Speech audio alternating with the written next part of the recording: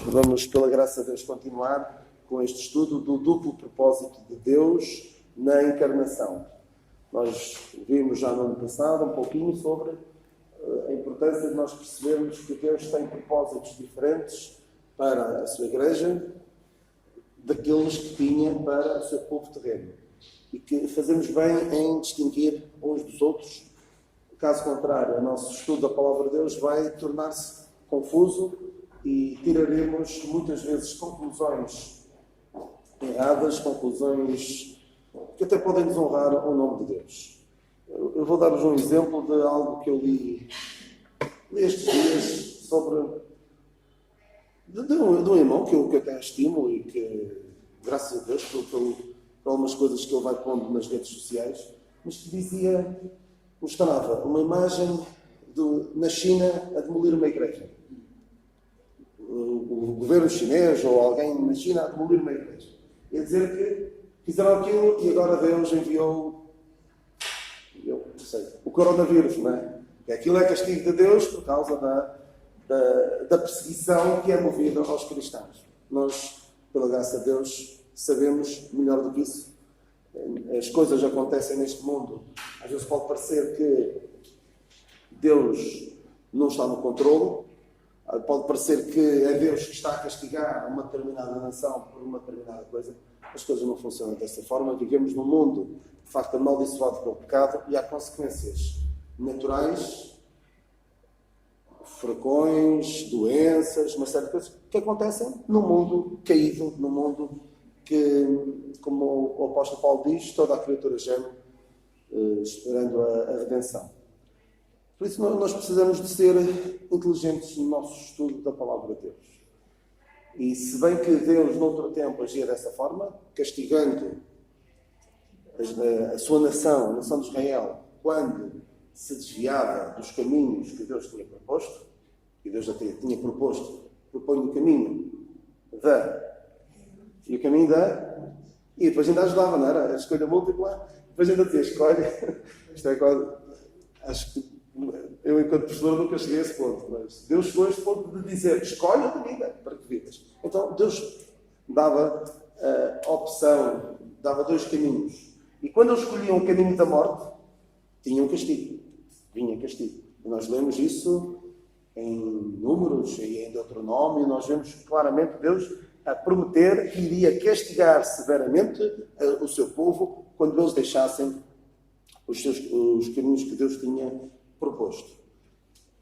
Não é isso que está hoje a acontecer. Mas, infelizmente, vemos, por vezes, pessoas bem intencionadas a querer tirar da Palavra de Deus algo que Deus não tem para nós hoje.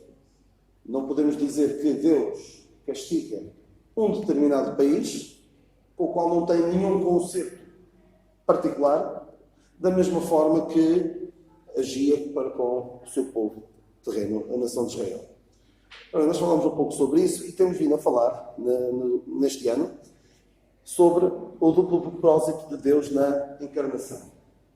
Vimos um pouco quando é que o Senhor nasceu, como é que foi o nascimento do Senhor Jesus Cristo e temos estado agora a ver para quê? Para que é que Ele veio a este mundo? Vimos como Ele veio cumprir as promessas feitas a quem? Quais são as duas figuras centrais a quem foram feitas promessas? Abraão, Isaac e Jacó, claro, mas Abraão e Davi. Abraão, a terra prometida, e Davi, o reino, nos tinha prometido o reino. E vimos várias passagens da última vez que estamos aqui juntos, há 2 semanas. Vimos em Ezequiel como era o objetivo de Deus, de acordo com o propósito profético, que o povo de Deus deveria ser reunido na terra prometida, que o seu povo deveria ser exaltado acima das outras nações, lemos isso em Isaías, em que o Messias iria ser o rei, vemos isto também em Sofonias, e através deles todas as nações da terra seriam abençoadas todas as nações da terra. Mas a verdade é que, neste momento, a mensagem de Deus, a oferta de Deus foi rejeitada e o cumprimento da profecia ficou em suspenso. E é importante que nós percebamos isso e quando lemos certas passagens de Mateus, de Isaías e outras, não pensemos, olha, isto está a acontecer agora, é cumprimento de qualquer profecia. Claro que só vamos entrar em contradições e desonra para o nome de Deus quando o fazemos. Isto já vamos entrar no tema de hoje, daqui a bocadinho. Vimos então como as profecias tinham sido feitas sobre, em Isaías 53:8, por exemplo, nós lemos como ele ia ser, o Senhor Jesus Cristo iria sofrer pela transgressão do seu povo. Isso estava profetizado. 53:8. Da opressão e do juízo foi tirado, e quem contará o tempo da sua vida? Porquanto foi cortado da terra dos viventes, e pela transgressão do meu povo foi ele atingido. Ele foi moído pelas nossas iniquidades. Vemos várias passagens aqui em Isaías 53, que é uma passagem central na profecia, no que diz respeito à vinda do Senhor Jesus Cristo a este mundo para padecer, mas este propósito era relacionado com o povo de Israel. Nada diz aqui nesta passagem sobre ele ser propiciação pelos nossos pecados, como nós vemos agora na mensagem que Deus deu a Paulo. Mas como é que nós poderemos ser abençoados, segundo o programa profético? Através da elevação da nação de Israel. Nunca, não estava profetizada em lado algum, isso é importante que nós percebamos, não estava profetizado em lado algum, que nós estaríamos em pé de igualdade com o povo de Israel e que seríamos salvos como eles. Íamos ser salvos, ou seja, em pé de igualdade. E o que estava profetizado é que nós iríamos ser beneficiados através da elevação da nação de Israel e não como vemos agora que nós somos abençoados devido à queda de Israel. Nós vemos também como desde o início foi profetizado que viria alguém que esmagaria a cabeça da serpente. Estava profetizado. Vimos também como estava profetizado que ele havia de vir para tirar o pecado do mundo. Tudo isto estava no propósito profético de Deus. Eis o Cordeiro de Deus que tira o pecado do mundo. Tudo isto estava profetizado. Mas, quando nós abrimos a palavra de Deus noutras partes da Bíblia, nas epístolas de Paulo, nomeadamente, nós vemos que há aqui um novo mundo.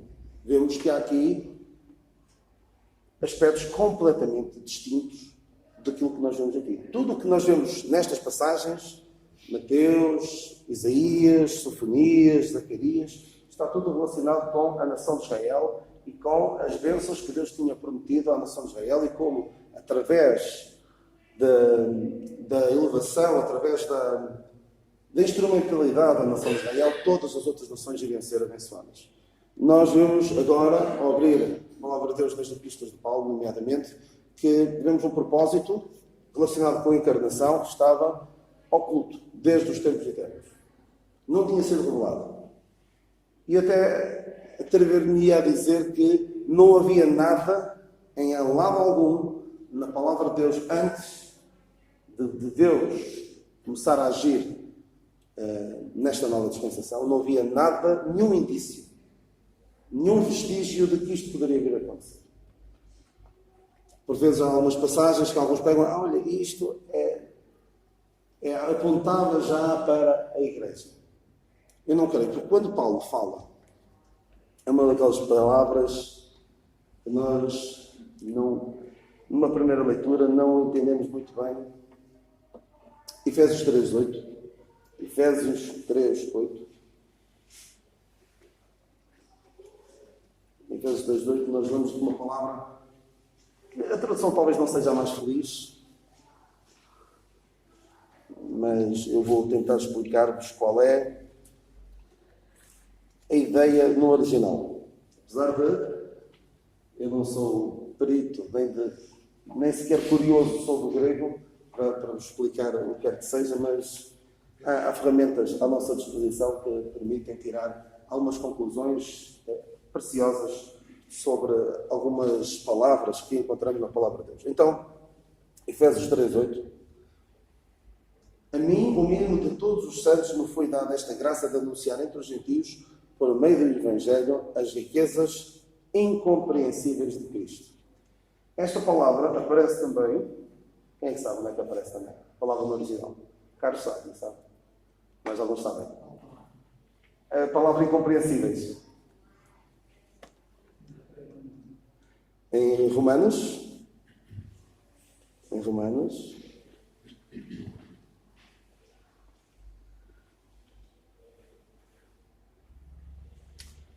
11:33. Romanos 11:33.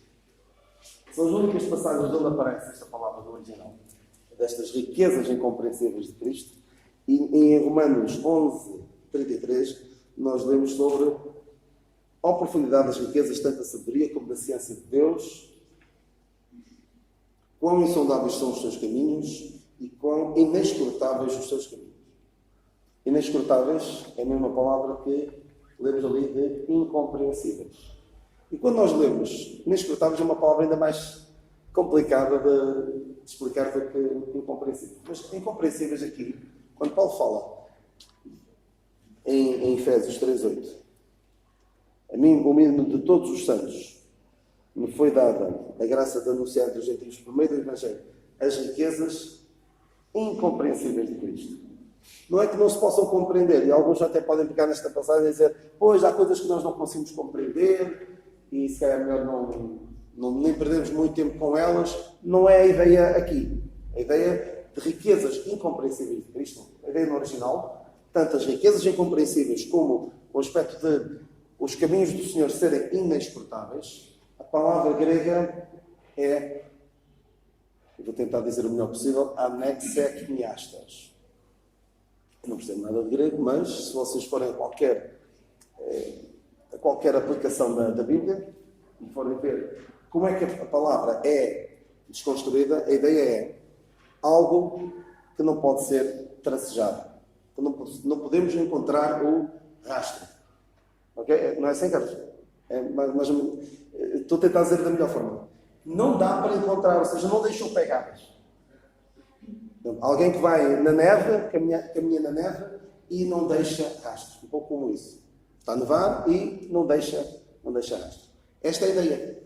Estas riquezas incompreensíveis de Cristo são verdades que, por muito que nós procuremos encontrá-las profetizadas no Velho Testamento, em vão vamos procurar.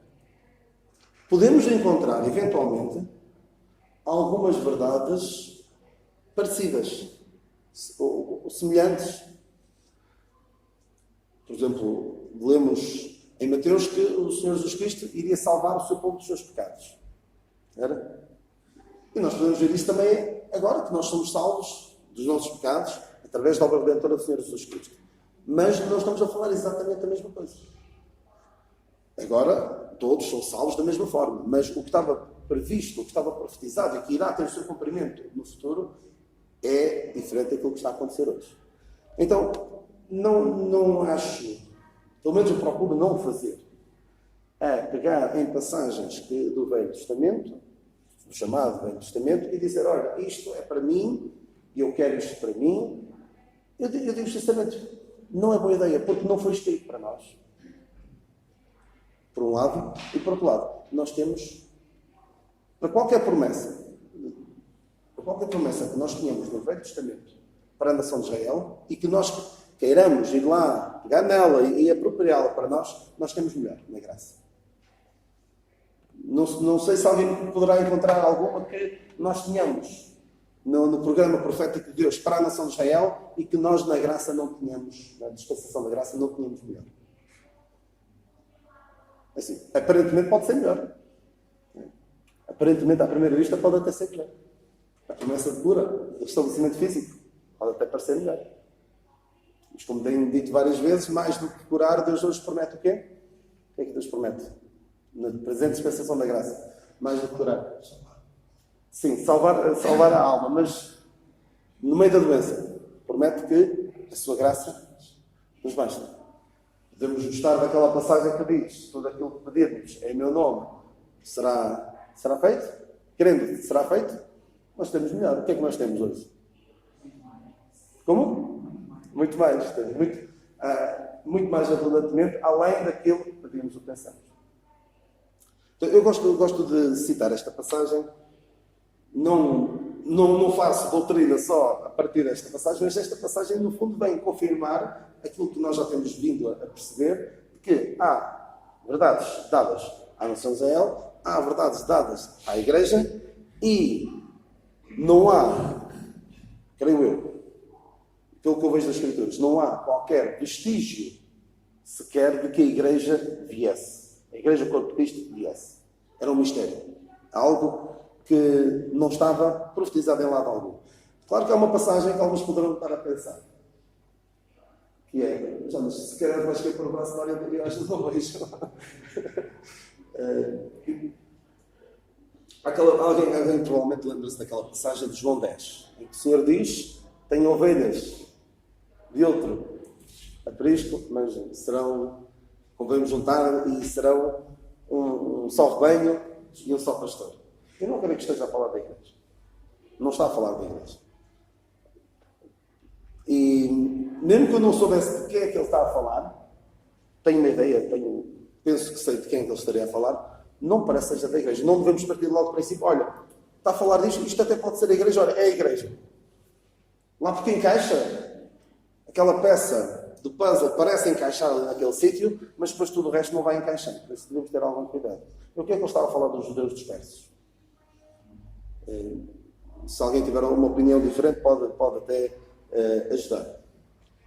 Então, convém ter este cuidado. Quando lemos Mateus ou Isaías, não queiramos ler ali Efésios ou Romanos, porque nós agora temos um conhecimento que, quando estas passagens foram escritas, ou quando o Senhor disse o que disse, ninguém sabia o que Deus tinha na sua sabedoria, na sua omnissapiência, tinha projetado desde os tempos eternos. Ora bem, eu quero falar então, vou falar durante as próximas semanas do propósito de Deus segundo o mistério. E nós vemos que, eu vou ler esta parte só para não falhar. Este propósito, de acordo com o mistério, esteve oculto desde os tempos eternos. Nunca tinha sido revelado. Nunca. Nem nunca tinha sido dado qualquer pista sobre ele. Ok?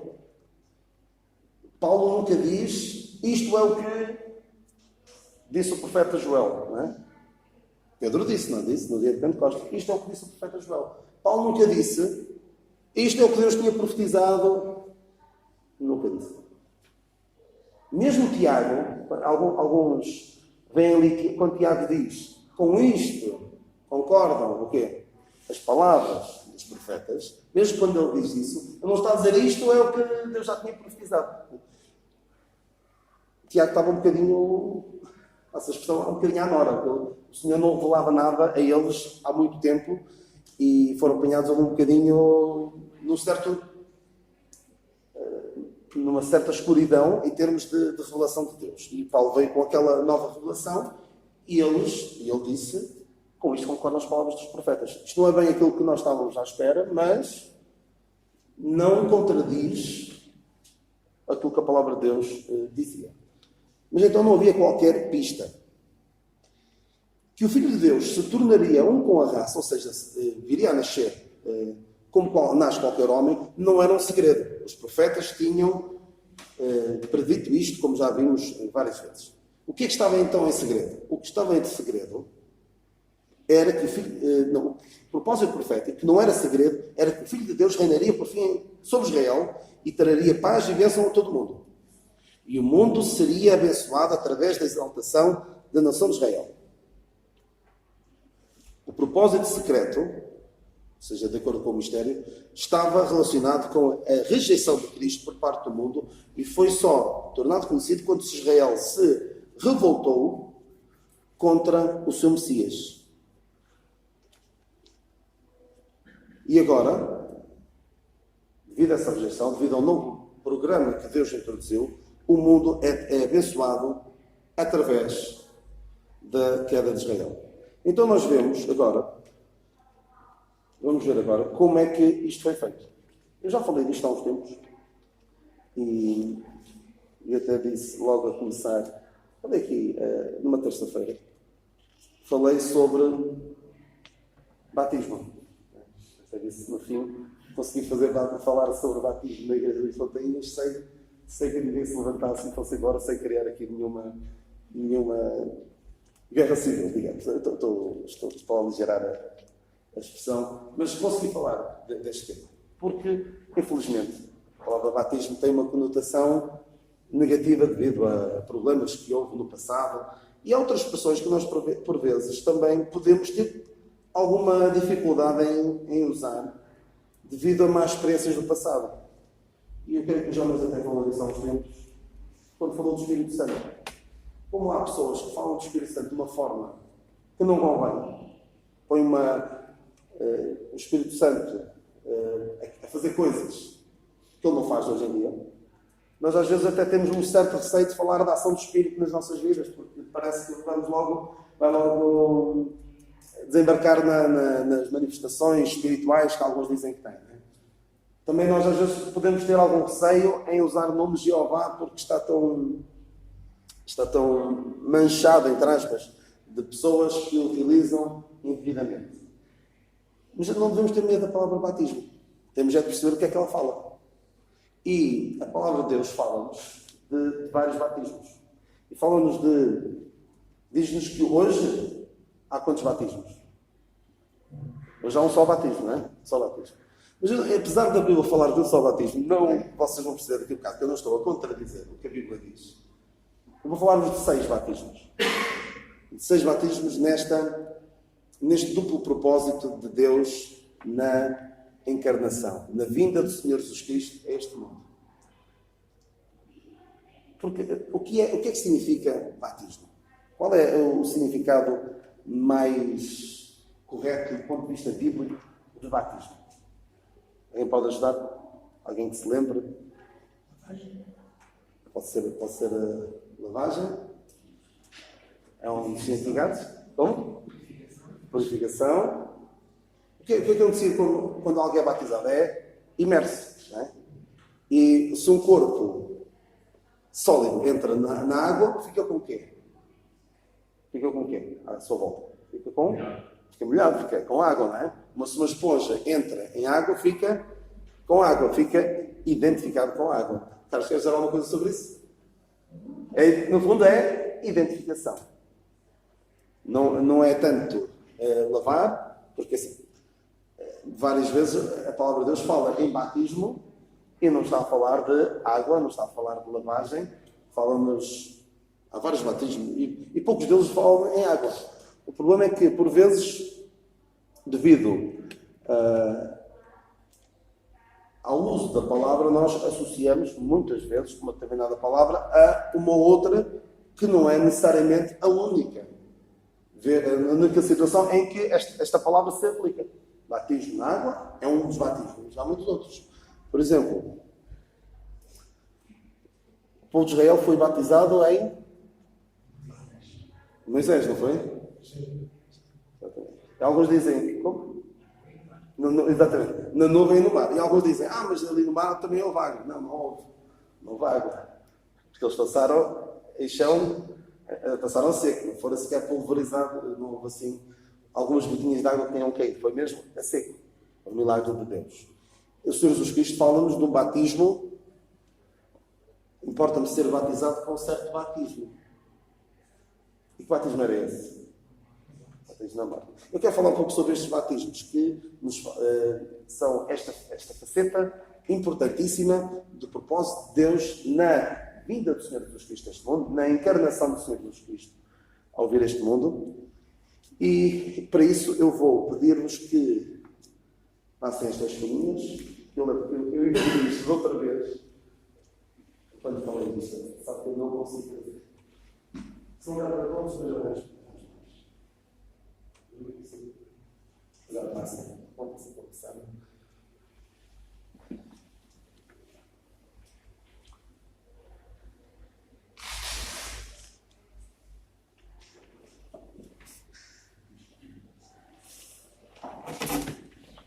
Nós não vamos ter tempo para falar muito, vamos falar só de um ou outro batismo. Nós temos aí 6 batismos. E nada disto, do resultado de tudo isto, estava profetizado. Okay? E é importante que nós percebamos que isto é que vai muito além daquilo que estava profetizado para a nação de Israel. Então nós vemos o primeiro aspecto da identificação do Senhor Jesus Cristo connosco. A nossa identificação com Cristo. A nossa união, por assim dizer. A forma como nós somos identificados com a pessoa do Senhor Jesus Cristo. Então, nós vemos o primeiro aspecto é o seu batismo na nossa raça, não é? É o que diz aí? Batismo na nossa raça. O seu batismo na nossa humanidade. E nós vemos isso, já falámos várias vezes sobre isto. O verbo se fez carne, que ele não, diz também o apóstolo em Hebreus, na verdade ele não tomou os anjos, mas tomou a descendência de Abraão. Então, o Senhor Jesus Cristo veio a este mundo como um de nós. E pode parecer um pouco estranho falar da vinda do Senhor Jesus Cristo a este mundo como um batismo. Mas se nós olharmos para a palavra batismo, não como mergulhar ou lavar, quer seja, e vemos como identificar, ele veio e identificou-se como um de nós. Exatamente como um de nós. Nasceu como qualquer um de nós. Mas claro, sem pecado. E há algo muito curioso que ele faz, o Senhor Jesus Cristo faz, nesta identificação connosco. Ele não apenas nasceu como um de nós, passou pelo mesmo tipo de dificuldades que nós passamos. Ele, como por vezes se diz, ele esvaziou-se, aniquilou-se a si mesmo, esvaziou-se da sua... Não deixou de ser Deus, mas esvaziou-se dos seus poderes enquanto Deus, de alguns aspectos da sua divindade, e viveu como um de nós. Ele teve fome, teve sede, quando era chicoteado doía-lhe, padecia como qualquer um de nós. No entanto, e é importante nós frisarmos isto, nunca é para demais, sempre sem pecado. Isso nós não podemos abrir mão disso. No entanto, quando João Batista estava a anunciar o batismo para a remissão dos pecados, não é?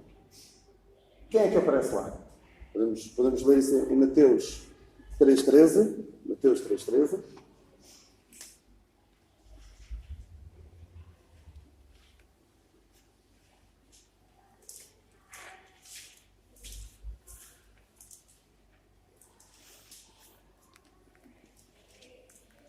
Podemos ler um pouquinho antes, Mateus 3,5. Então ia ter com ele Jerusalém, toda a Judeia, toda a província, adjacente ao Jordão, e eram por ele batizados no rio Jordão, confessando os seus pecados. Versículo 13.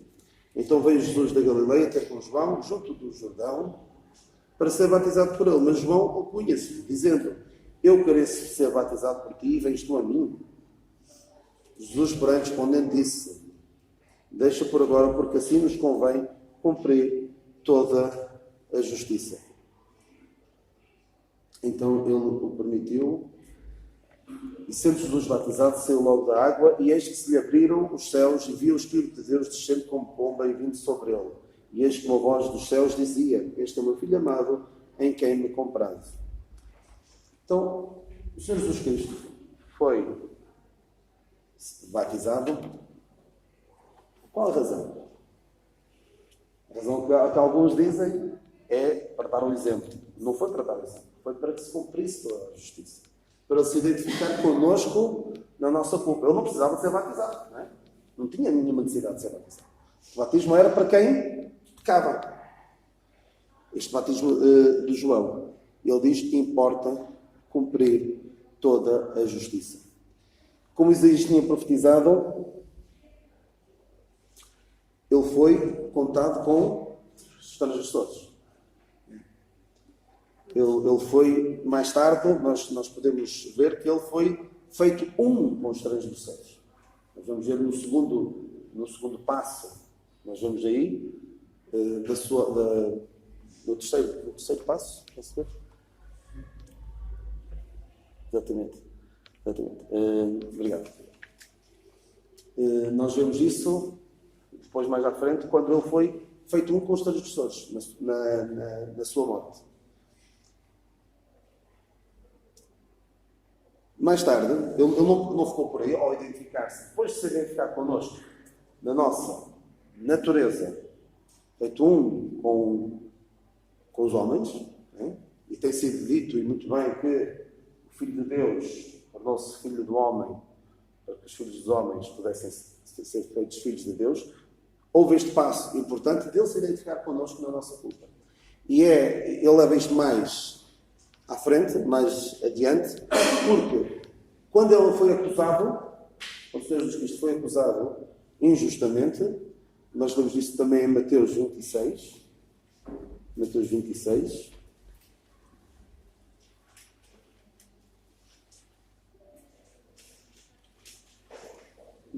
Quem conhece um pouco quem estudou um pouco do direito, até do direito romano, do direito judaico, percebe que todas as regras elementares do direito foram quebradas neste julgamento do Senhor Jesus Cristo. Isto é um bom exemplo de como não julgar alguém. Às escondidas, Foi tudo mal feito.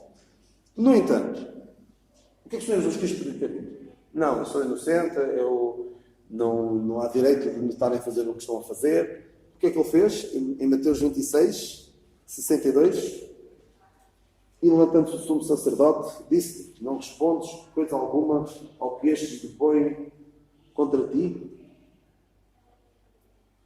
Jesus, porém, guardava silêncio. E insistindo, o sumo sacerdote disse: conjuro-te pelo Deus vivo que nos digas se és o Cristo, o Filho de Deus.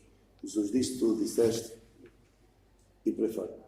E depois também, mais à frente, Pilatos também, em Mateus 27, versículo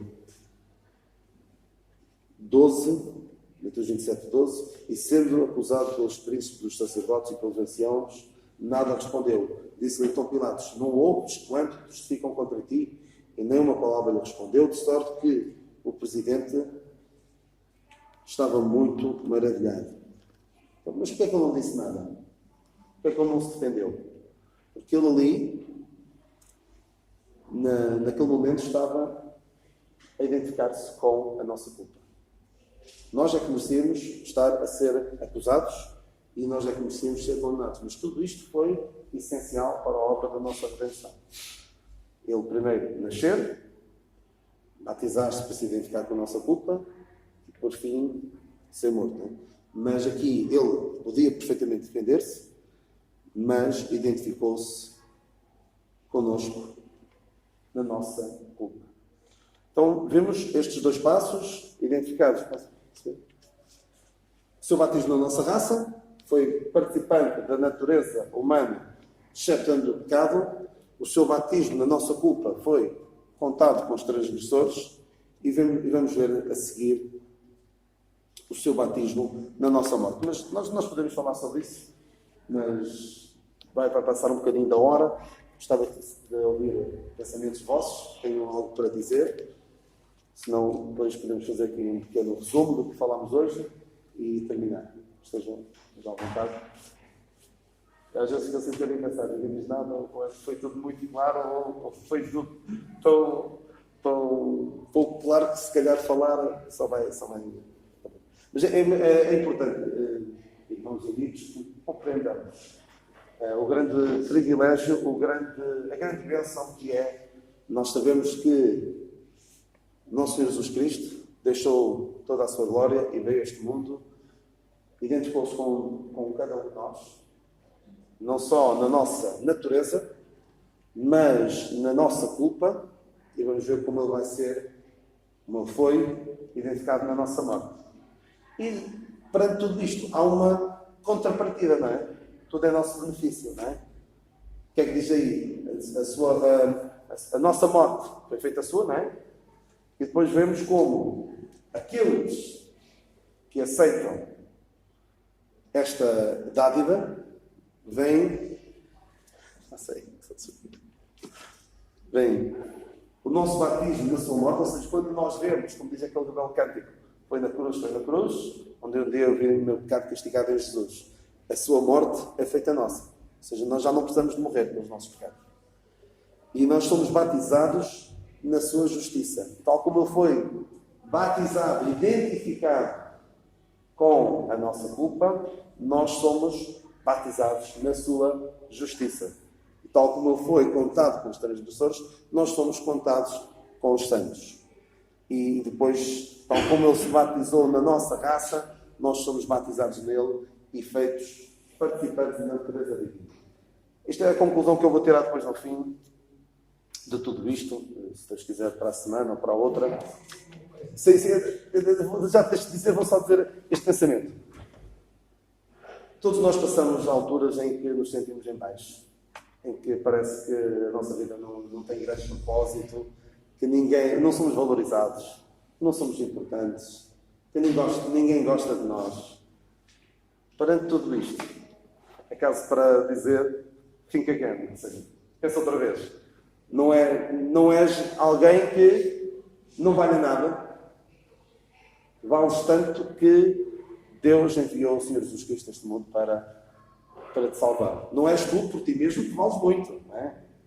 Não é pelos teus feitos, mas Deus preocupou-se contigo e quis salvar-te. E o Evangelho, quando é aceito, quando não é aceito, o Evangelho é, como eu já disse, um atentado à dignidade humana, não é? É algo que deixa o homem sentir-se mal consigo mesmo, mas quando é aceito, o homem percebe o quanto é valorizado, quanto é amado por Deus, ao ponto de enviar o Senhor Jesus Cristo a este mundo para o salvar. Diz, Carlos. Força. Não, apenas dizer uma coisa que talvez possa ajudar alguns no que tu explicaste. É a questão do Senhor Jesus ser batizado por João Batista. Muita gente não percebe bem isso. As pessoas que iam lá ser batizadas iam lá confessar os seus pecados. E por isso João recusou batizá-lo. Claro. Jesus não tinha pecados para confessar. Mas sim, tinha os meus pecados para confessar. Exato. E foi isso que ele foi a fazer. Ele foi confessar lá, não os dele, mas os nossos. E isto é importante para cumprir toda a justiça. Isso não pode ser cumprida parcialmente. Sim. Tu disseste bem, no direito romano, o judaico, direito jurídico, tudo foi transgredido, não por ele, que ele cumpriu toda a justiça. Exatamente. Que é uma coisa curiosa. Eles transgrediram tudo, mas ele não, ele cumpriu tudo. E no direito jurídico, antes de alguém ser condenado, tem que ser levado à confissão. E por isso, antes de ele se identificar comigo na cruz, ele teve que se identificar comigo no seu batismo. Identificou-se na confissão, confessando os pecados que eram meus, para depois sofrer o castigo dos meus pecados. Era só isto. Sim. Mas isto ajuda Sim, obrigado. A justiça, porque senão a justiça, ele não podia apenas ir à cruz. Sim. Ele antes tinha que confessar os pecados que não eram dele, para depois ser castigado pelos pecados que não eram dele. Porque senão a justiça não acaba toda. E aquilo todo é muito importante. Toda a justiça cumprida. Porque se ele não fizesse, era caso para dizer, nós precisamos de o fazer. Ou seja, o Senhor Jesus Cristo batizou-se, foi batizado, para que nós não precisássemos de o ser. Porque se ele não tivesse feito, ficava algo por fazer. E aí ele não deixou nada, mesmo nada, graças a Deus, porque ele não deixou absolutamente nada por fazer na obra da nossa redenção. E aí de quem invente coisas para ter de fazer, para cumprir toda a justiça, porque já foi cumprida. Não é? Ficamos por aqui então? Graças a Deus, continuaremos, se Deus quiser, para a próxima semana.